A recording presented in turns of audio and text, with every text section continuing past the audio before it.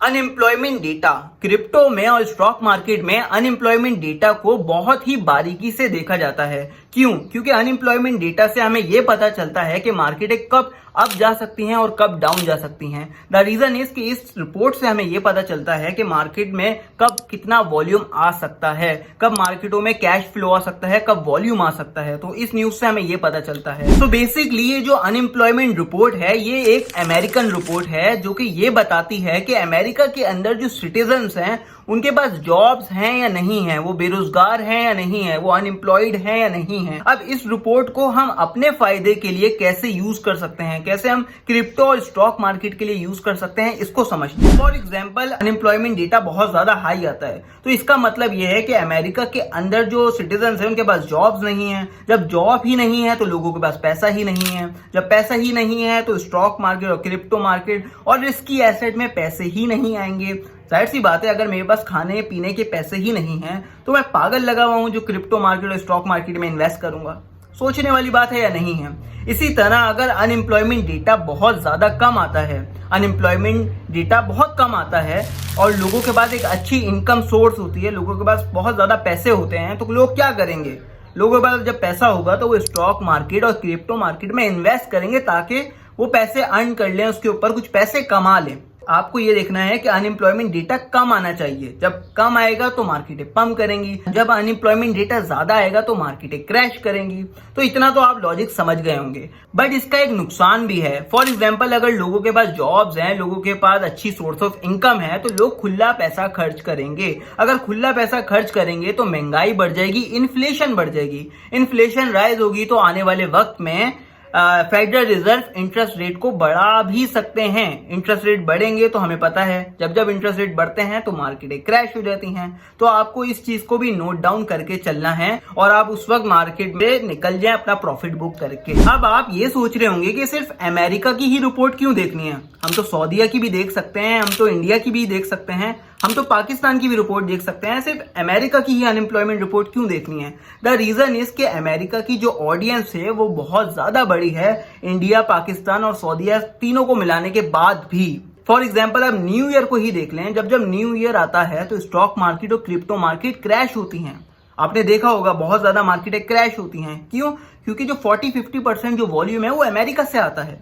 तो जब जब अमेरिका में इवेंट्स होते हैं तो मार्केटें डाउन जाती हैं, क्रैश जाती हैं, क्योंकि जो अमेरिका के जो ट्रेडर्स होते हैं वो जो इतना बड़ा वॉल्यूम लेके आते हैं वो अपना वॉल्यूम लेके जाके अपनी फैमिलीज के साथ एंजॉयमेंट करते हैं, अपना जो इवेंट है वो सेलिब्रेट करते हैं। अब हम बात करते हैं एनएफपी के डेटा के बारे में। इस डेटा की फुल फॉर्म है नॉन फार्म पेरोल। ये बेसिकली एक रिपोर्ट है जो कि ये बताती है कि जो अमेरिका के अंदर जो बिजनेसेस हैं वो ग्रो कर रहे हैं या नहीं ग्रो कर रहे। अब इससे हमारा क्या लेना देना कि अमेरिका में जो बिजनेसेस हैं वो ग्रो कर रहे हैं या नहीं कर रहे। बेसिकली अगर अमेरिका के जो बिजनेसेस हैं अगर वो ग्रो करेंगे, अगर वो न्यू लोगों को हायर करेंगे तो जो अमेरिका की जो इकोनॉमी है वो स्ट्रांग होगी। अगर अमेरिका की इकोनॉमी स्ट्रांग होगी तो डॉलर स्ट्रांग होगा। जब डॉलर स्ट्रांग होगा तो आने वाले वक्त में इंटरेस्ट रेट कम हो सकते हैं, इंटरेस्ट रेट कम हो सकते हैं। आप लोगों ने एक बात नोट करी होगी, चाहे वो एनएफपी का डेटा हो, चाहे वो अनएम्प्लॉयमेंट का डेटा हो, चाहे वो सीपीआई का डेटा हो, चाहे वो पीपीआई का डेटा हो, सबका जो कनेक्शन एंड में आके मिल रहा है वो मिल रहा है इंटरेस्ट रेट से। आप समझ सकते हैं कि इंटरेस्ट रेट इतना ज्यादा इंपॉर्टेंट है। हर किसी का कनेक्शन सिर्फ इंटरेस्ट रेट से ही आके कनेक्ट हो रहा है। अब हम जरा थोड़ा डिटेल में जानते हैं कि इंटरेस्ट रेट को डिसाइड कैसे किया जाता है, इंटरेस्ट रेट बढ़ेंगे या घटेंगे। अब इंटरेस्ट रेट कैसे डिसाइड होते हैं इसके ऊपर बात करते हैं। फॉर एग्जाम्पल मेरे हाथ में ये 100 का नोट है, बट अब ये 100 का नोट नहीं है, अब ये $1 हो गया। ठीक है, ये $1 है फॉर एग्जाम्पल, और ये जो आपको मेरे हाथ में पेन दिख रहा है इसकी प्राइस भी $1 है। अब इसको मुझे $1 से खरीदना है और मैंने पेन को $1 से खरीद लिया है। ठीक है, बट कुछ साल बाद जब महंगाई बढ़ गई, जब इन्फ्लेशन बढ़ गई तो मैं $1 से ये पेन नहीं खरीद पा रहा। क्यों? क्योंकि अब इसकी प्राइस $1 से $2 हो गई है। तो अब मुझे क्या लगेंगे? अब मुझे $2 लगेंगे। तो मैंने यहाँ पर $2 ले लिए इसको खरीदने के लिए।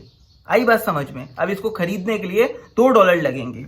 अब इससे क्या हुआ? इससे हुआ ये कि जो अमेरिका बाहर की कंट्री से जो इंपोर्ट करवाती है और जो गुड्स एंड सर्विसेज को जो इंपोर्ट करवाती है अमेरिका, वो भी महंगी हो जाती हैं। अब फेडरल रिजर्व इन्फ्लेशन को रोकने के लिए, महंगाई को रोकने के लिए और डॉलर की स्ट्रेंथ को वापसी लाने के लिए करती क्या है कि वो बैंक्स के इंटरेस्ट रेट को हाई कर देती है, ताकि जो वहां के सिविलियंस हैं वो लोग लोन ना ले पाए। जब लोन नहीं ले पाएंगे तो महंगाई ऑटोमेटिक कम हो जाएगी, क्योंकि जाहिर सी बात है परचेजिंग कम हो जाएगी, लोग चीजें कम खरीदेंगे, तो महंगाई ऑटोमेटिकली कंट्रोल में आ जाएगी। फॉर एग्जांपल आप जरा मैं समझाता हूं कि डॉलर अपनी कैसे वैल्यू को बरकरार रखता है।